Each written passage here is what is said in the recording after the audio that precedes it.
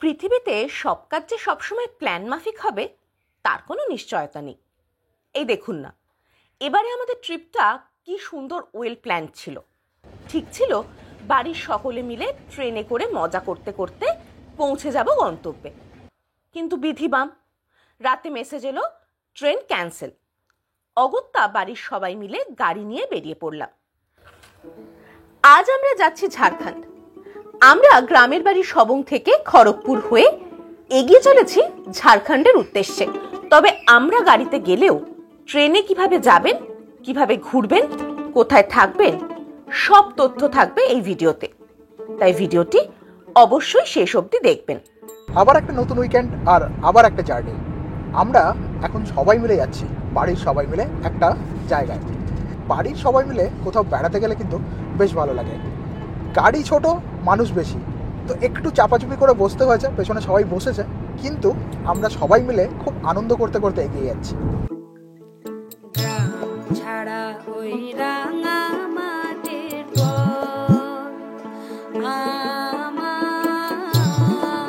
আমার মন ভুলায় রে, গ্রাম ছাড়া ওই রাঙা মাটির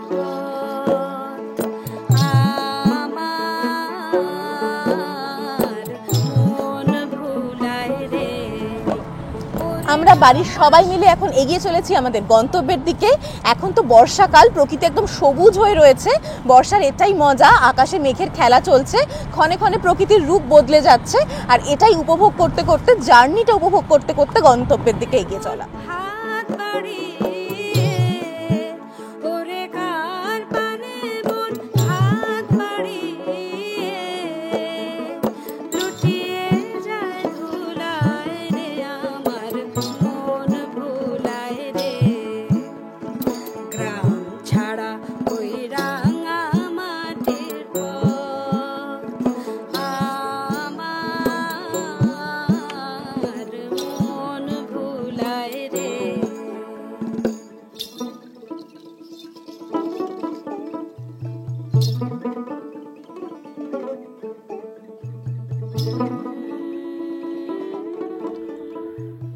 আমরা এসে পৌঁছলাম ঝাড়খণ্ডের রাতমোহনাতে। রাতমোহনা রাতে সাহিত্যিক বিভূতিভূষণ বন্দ্যোপাধ্যায় সুবর্ণরেখা নদীতে নৌকায় চেপে একটা চরে এসে বসতেন। চাঁদের আলোয় নদীর জল চিকচিক করত, দূর থেকে ভেসে আসতো মাদলের আওয়াজ। সেই মায়াবী পরিবেশে মুগ্ধ হয়ে সাহিত্যিক জায়গাটির নামকরণ করেন রাতমোহনা। ট্রেনে রাতমোহনা আসতে চাইলে ট্রেনে চলে আসুন ঘাটশিলা। সেখান থেকে অটোতে রাতমোহনা ইন পৌঁছতে সময় লাগবে মিনিট 20। Thank you. আমরা এখন এসে পৌঁছে গেছি রাতমোহনা ইনে, এবং এসে আমরা যে ফর্মালিটিসগুলো সেগুলো করে নিয়েছি, আর তারপরেই আমাদের হাতে এসে হাজির এরকম সুন্দর একটা ওয়েলকাম ড্রিঙ্ক। এই রাতমোহনা ইন যেখানে আমরা থাকবো, এটা একদম সুবর্ণরেখার ধার ঘেঁষা, এবং এখান থেকে সুবর্ণরেখার একটা সুন্দর ভিউ পাওয়া যায়। আমরা জাস্ট এসে পৌঁছলাম, এখনো তো রুম অবধি যাওয়া হয়নি, রুমে যাই, তারপরে পুরো ক্যাম্পাসটা ঘুরে ঘুরে দেখবো। এক ঝলকে বেশ ভালো লেগেছে রাতমোহনা ইনকে।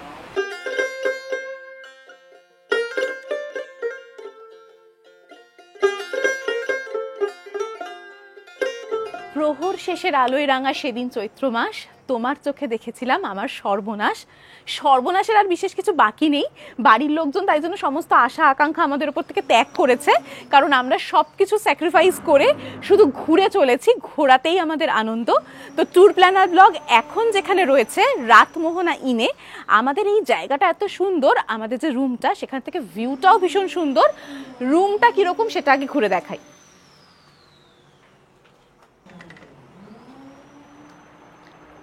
আমরা রয়েছি রাতমোহনা ইনের মাড হাউসে। এখানে বিভিন্ন ধরনের, বিভিন্ন ক্যাটাগরির এবং বিভিন্ন ট্যারিফের রুম রয়েছে।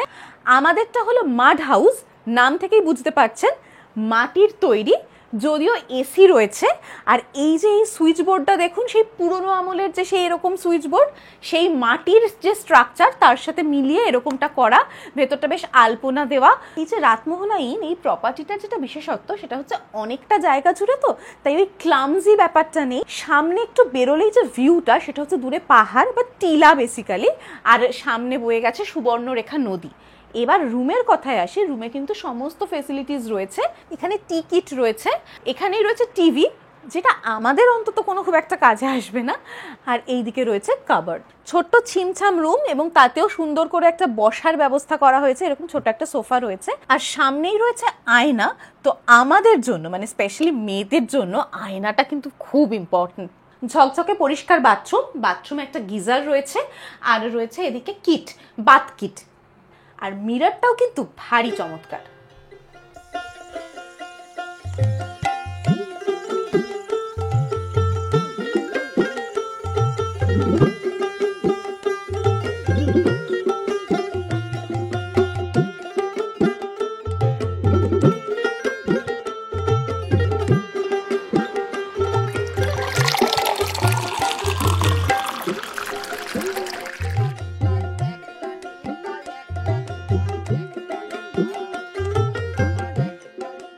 রাতমোহনা ইনে এসে যখন আমরা ডাইনিং হলে এসেছি লাঞ্চ করতে, আমাদের সামনে এরকম অথেন্টিক বাঙালি থালি এসে হাজির। তো বাঙালি থালিতে কি কি আয়োজন রয়েছে আজ? আজকে আমাদের বাঙালি থালিতে আছে চিংড়ি মাছের মালাইকারি, মুগ ডাল, পটলের ডালমা, আর আপনার জুনো মাছের পাতুরি, বেগুন ভাজা, মিষ্টি, আলু বাচকা আর পাপড়। এরকম একটা জমজমাট বাঙালি থালি সাজিয়ে আমি খেতে বসেছি। জম্পে সবে মনে হচ্ছে দুপুরের খাওয়া দাওয়াটা। খেয়ে বলবো টেস্ট কেমন হলো। এখানে খাবারের স্বাদ বেশ ভালো। লাঞ্চ করতে করতেই বাইরে বৃষ্টি শুরু হলো।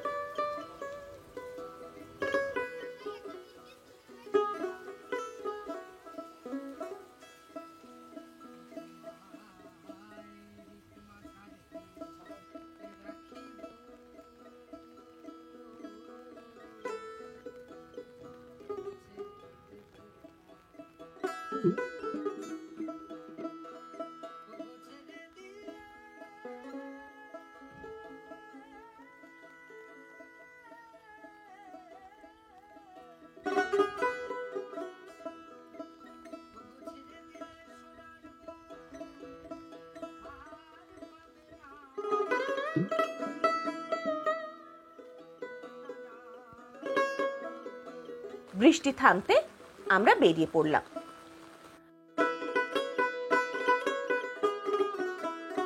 বিকেলবেলা আমাদের রিসোর্ট রাতমোহনা ইন থেকে জাস্ট বেরিয়েছি চারদিকটা এক্সপ্লোর করব বলে। রিসোর্টের বাইরেই যখন এরকম অসাধারণ সুন্দর প্রকৃতি, তখন বারবার তো আটকে যেতেই হয়। আমরা এখন আর বেশিক্ষণ এখানে সময় নষ্ট করছি না, এগিয়ে যাই, বেশ কিছু জায়গা ঘুরে দেখার আছে। তবে এই অসাধারণ প্রকৃতি, এরকম দূরে পাহাড় আর চারদিকটা সবুজ, সত্যি বলছি এখানে মনে হচ্ছিল আরো কিছুক্ষণ দাঁড়িয়ে থাকি। যাই হোক, এখন এগোনো যায়।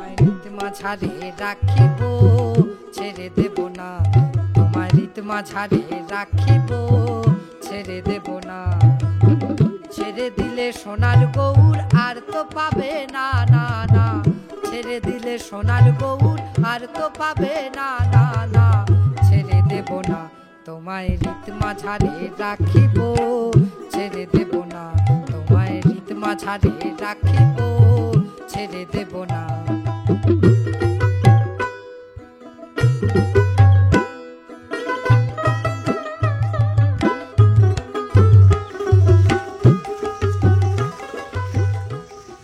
আমরা মানে ট্যুর প্ল্যানার ব্লগ এখন পৌঁছে গেছি পাটকিটা ভিউ পয়েন্টের কাছে।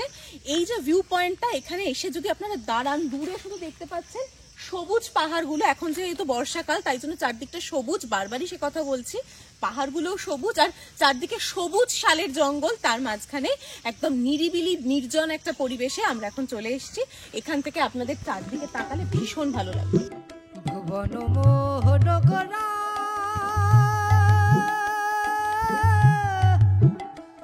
কত মনি জনার মনোহরা,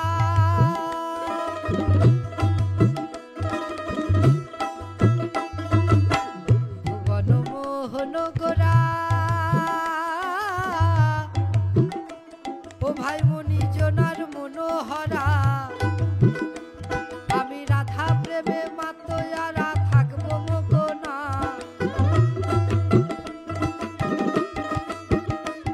আমি রাধা প্রেমে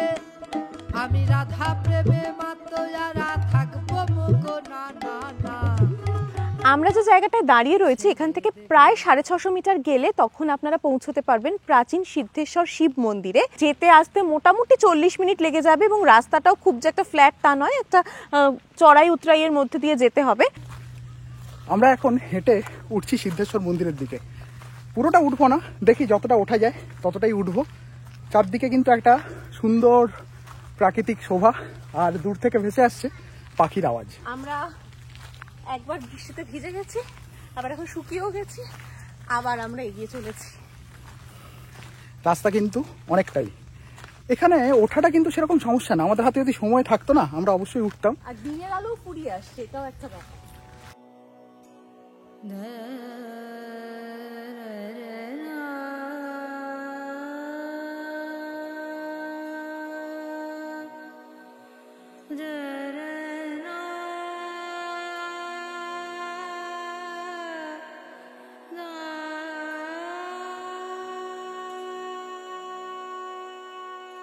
না, অনেক চেষ্টা করেও আমরা কিন্তু ওপর অবধি যেতে পারলাম না। চেষ্টা করেছিলাম একটু। আপনারা যদি হাতে সময় থাকে অবশ্যই ওপরে যাওয়ার চেষ্টা করবেন। আমি বরং ওপর থেকে, আকাশ থেকে একবার আপনাদেরকে দেখানোর চেষ্টা করি যে জায়গাটা কেমন, মন্দিরটা ঠিক কোথায় অবস্থিত। চলুন একবার আকাশে উড়ে দেখা যাক।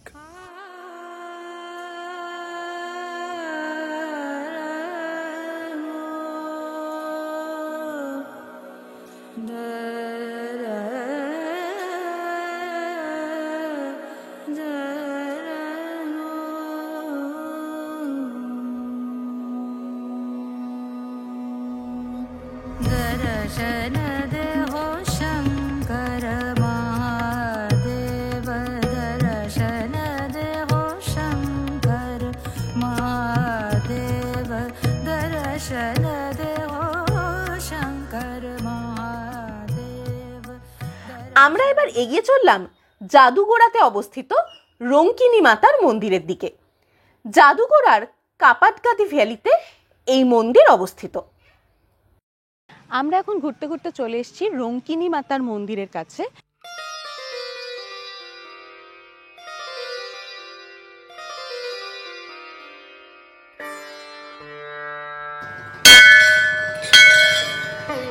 এই যে রঙ্কিনী মাতার মন্দির গড়ে উঠেছিল তাকে নিয়ে বেশ কিছু গল্প কথা প্রচলিত আছে। কতটা সত্যি সেটা অবশ্য আমরা জানি না, তো যেটুকু জানতে পেরেছি কাপাটগাদি ভ্যালিতে উপত্যকায় মা রঙ্কিনী ঘুরে বেড়াতেন। তো সেই সময়তে এক মেষ প্রতিপালক তাকে দেখতে পেয়ে তার পিছু নেন। সেই সময়তে ওখানে ধোপা কাপড় কাটছিলেন, তার যে কাপড়ের থলি ছিল তার মধ্যে তিনি আশ্রয় নেন এবং পরে সেই থলির মধ্যেই সেই পাথরে পরিণত হন। সেই পাথরই এখন পূজিত হন মাতা রঙ্কিনী হিসাবে। এই মাতা রঙ্কিনী কালীরই আরেক রূপ।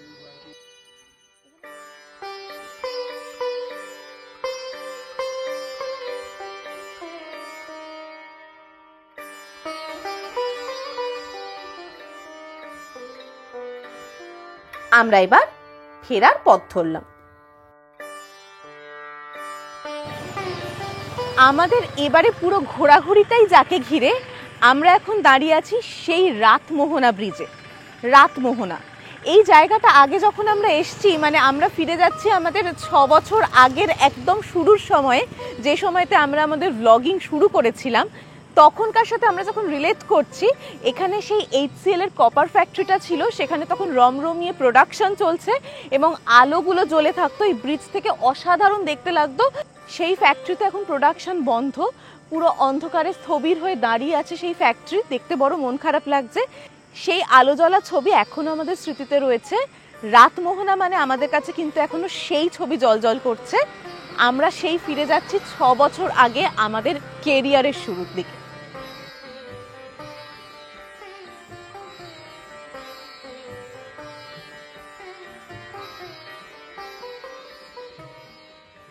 সন্ধেবেলায় আমরা পৌঁছে গেছি আমাদের রিসোর্টে। আর রিসোর্টে পৌঁছে দেখলাম চারদিক আলো ঝলমল করছে। সঙ্গে হাতে চলে এসছে কাবাবের প্লেট। কাবাবের প্লেটটা কিন্তু দেখতে বেশ লোভনীয়। বেচারা অহনা চিকেন খায় না, অতএব আমার কাবাবে ও ভাগ বসাতে পারবে না, তো পুরো কাবাবটাই কিন্তু আমার। আপনারাও যদি এখানে আসেন সন্ধেবেলা স্ন্যাক্সে কিন্তু এরকম কাবাব নিতে পারেন। আমরা যদি রুমের মধ্যে বসে খাচ্ছি, আপনারা নদীর ধারে বসে কিন্তু ভালো করে কাবাব খেতে পারেন আর নদীর রূপ দেখতে পারেন। তাহলে তাড়াতাড়ি চলে আসুন রাতমোহনায়।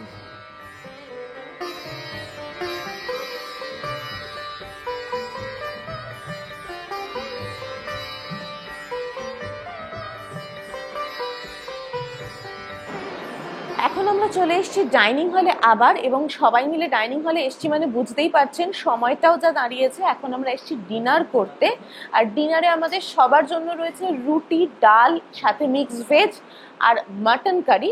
মাংস আমি খাই না, তো আমার জন্য রয়েছে এগ কারি। এই সমস্ত দিয়ে রাতে ডিনারটা করব।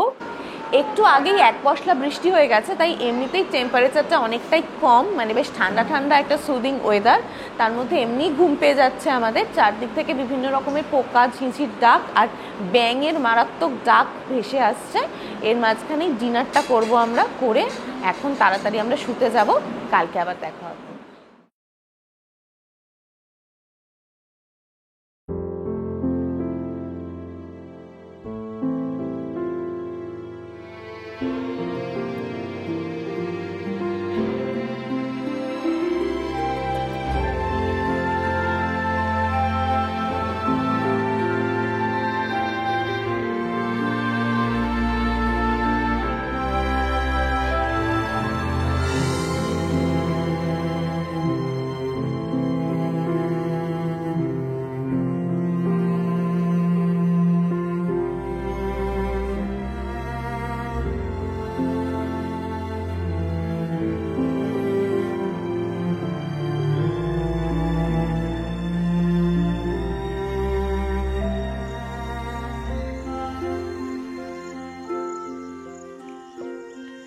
Good morning. সকাল সকাল আপনাদের সাথে দেখা করতে চলে এলাম, এবং পিছনে দেখুন সুবর্ণরেখা নদী বয়ে যাচ্ছে। চাটা একদম রুমে দিয়েছিল, কিন্তু রুমে কি আর মন টেকে যখন সামনে এরকম সুবর্ণরেখা নদীকে দেখা যাচ্ছে। তাই আমরা বেরিয়ে চলে এসেছি রাতমোহনা ইন রিসোর্টের এই ক্যাম্পাসের এই দিকটায়, যেখান থেকে সামনেই সুবর্ণরেখা নদীকে দেখা যায়। ঠিক এখান দিয়ে চাইলেই গুটি গুটি পায়ে, অবশ্যই সাবধানতা অবলম্বন করে, একদম নদীর ধার অবধি যাওয়া যায়। এখন বর্ষাকাল, যদিও দেখে মনে হচ্ছে বাবা বেশি জল তো নেই, কিন্তু ভালোই জল রয়েছে এবং স্রোত রয়েছে। আর এই যে পাথরগুলো মাথা চাগিয়ে দাঁড়িয়ে রয়েছে, এটাই বেশ ভালো লাগে সুবর্ণরেখা নদীতে।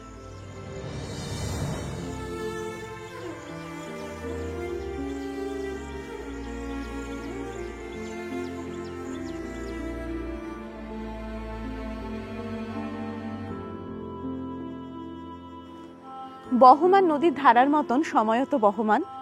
সময়ের সারণী বেয়ে আমরা প্রায় 6 বছর বাদে আবার সেই একই জায়গায় ফিরে এসেছি, সুবর্ণরেখা নদী তীরে। এবং আমাদের এই রাতমোহনা ইন রিসোর্টের বাইরে যেখানটায় সুবর্ণরেখা নদী রয়েছে, আমরা নিজেদের রেজিস্ট করতে পারিনি। এসেই আগে এখানটায় পা ডুবিয়ে বসে আছি, আর দেখছি যে এই জলে কি সুন্দর স্বচ্ছ জলে মাছগুলো খেলে বেড়াচ্ছে, ভেসে বেড়াচ্ছে। এগুলো দেখতে দেখতে বেশ কিছুটা সময় আমরা নিজেদের মতন করে কাটাচ্ছিলাম। আমরা ফিরে যাচ্ছিলাম বারবার আমাদের এই ভ্লগিংয়ের শুরু যেখানে, এই ঘাটশিলা, সেই 6 বছর আগে আমরা বারবার ফিরে যাচ্ছিলাম। চুপ করে বসে বসে খালি ভাবছিলাম সময়ের সাথে সাথে কিভাবে আমরা নিজেরা এগিয়ে গেছি। আপনারা আমাদের সাথে থেকেছেন, পাশে থেকেছেন, তাই জন্য ট্যুর প্ল্যানার ব্লগ আজও নতুন নতুন জায়গার সন্ধান করে চলেছে।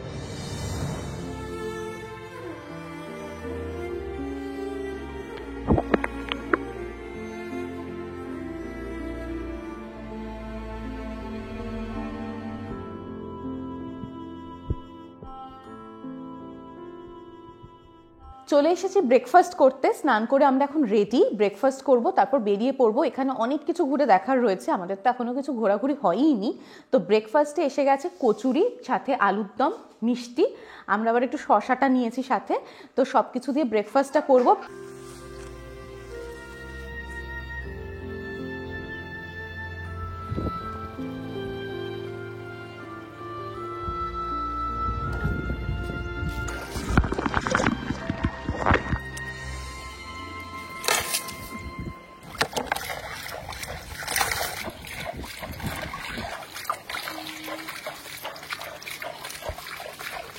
সুবর্ণরেখা নদী নামেই রয়েছে সোনা, তো এখান থেকে সোনা আহরণের যে ব্যাপারটা, সেটা বহুদিন ধরে চলে আসছে, এবং এই দিদিরা এখন এই কাজটা করেন।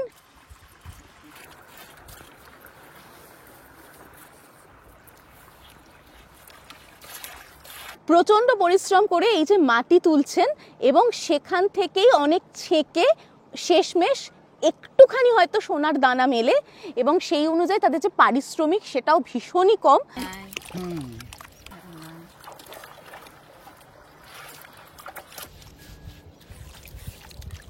অনেকক্ষণ ধরে এই রোদে তেতে পুড়ে ওনারা কাজ করে চলেছেন। দেখো তো চমকিছে, এই তো চমকিছে দেখুন। শেষমেশ আমরা পেয়েছি সোনার খোঁজ। সুবর্ণরেখার বুকে সোনা আহরণের যে কাজ হয় সেখান থেকে সোনা আমরা দেখতে পেয়েছি। ভীষণ ভালো লাগলো, তবে তার সাথে এটাও মন খারাপ লাগলো যে ওনারা এত পরিশ্রম করে কাজ করেন, সেখানে পারিশ্রমিকটা ভীষণই ন্যূনতম একটা পারিশ্রমিক পান। আপনারাও যদি এই ধরনের সোনা আহরণের পদ্ধতিটা দেখতে চান তাহলে এসে রিসোর্ট রাতমোহনা ইনে বলতে পারেন, ওনারা চেষ্টা করবেন ব্যবস্থা করে দেওয়ার। এটা ওই মাইন্স থেকে নিয়ে আসে না? আমরা এবার আশপাশটা ঘুরে দেখতে বেরিয়ে পড়লাম।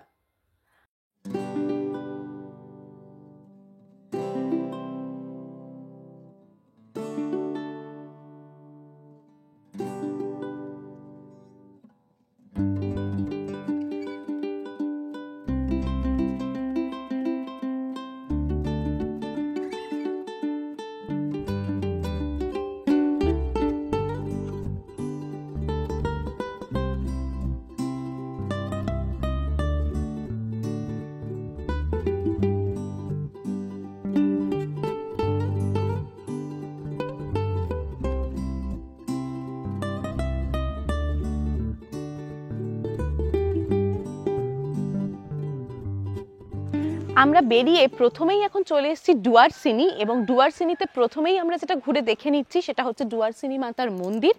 এই যে ঘাটি, সেই ঘাটি পেরোনোর পরেই ডুয়ারসিনি মাতার মন্দির পড়ে। এই জায়গাটা পুরোটা সবুজে মোড়া যে পাহাড়, তার ঘাটি, তার মাঝখান দিয়ে রাস্তা, আর তার রাস্তার পাশেই এই ডুয়ারসিনি মাতার মন্দির। এখন বেশ ভালোই রোদ্দুর রয়েছে, এই রোদ্দুর মাথায় করেই আমরা এখন এগিয়ে যাব, নিচের দিকে নামবো একটু। নিচ দিয়ে বয়ে যাচ্ছে সাতগুরুম নদী, একদম নদীর ধার অব্দি আমরা এখন যাব।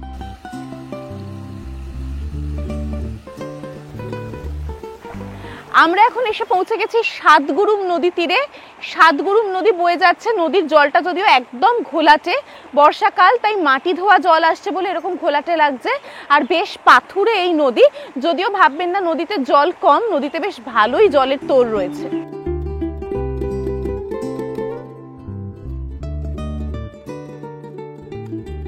আমরা ডুয়ারসিনি ইকো ট্যুরিজম সেন্টারে এসে পৌঁছলাম। এখানের ভিডিও পাবেন আমাদের ইউটিউব চ্যানেলে, লিংক ডেসক্রিপশনে দেওয়া হলো।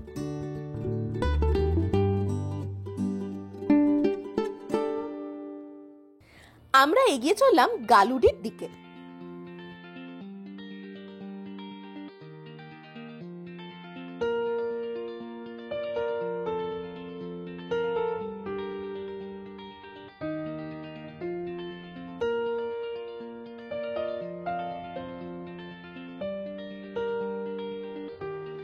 আমরা রয়েছে গালুডি ব্যারেজে। এই গালুডি ব্যারেজ সুবর্ণরেখা নদীর উপর অবস্থিত।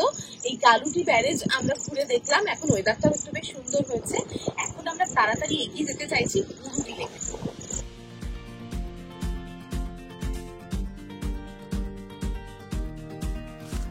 আমরা এগিয়ে চললাম বুরুডি লেকের দিকে।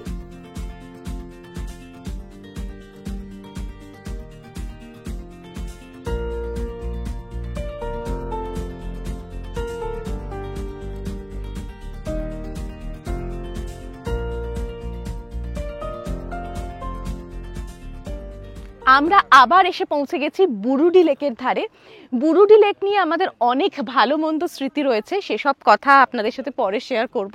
হয়তো আপনারা কেউ কেউ সেসব গল্প আমার থেকে শুনেওছেন, আমাদের থেকে। তো সেই বুরুডি লেকে এসে বেশ নস্টালজিক লাগছে। আমরা বছরের বিভিন্ন সময়তে বিভিন্ন ঋতুতে বুরুডি লেককে আগে ঘুরে গেছি, এখন জলটা অনেকটা কম লাগছে। আর আমরা এসছিও বেশ দুপুর বেলায়, যদিও বোটিং করার যে ইচ্ছাটা সেটা তো আগেও ছিল, প্রত্যেকবার এসে ইচ্ছা থাকে। এবার আমরা প্যাডেল বোট করব না, মেশিন বোটে সবাই মিলে আমরা এক চক্কর দিয়ে আসবো বুরুডি লেককে। বুরুডি লেকের জলটা আবারও বলছি এখন অনেকটাই কিন্তু কম।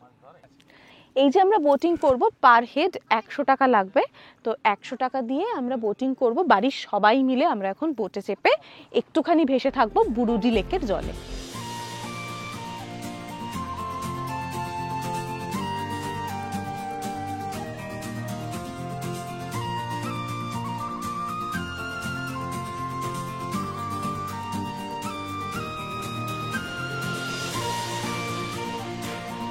হঠাৎ করেই আকাশ কালো করে মেঘ ভরে গেল।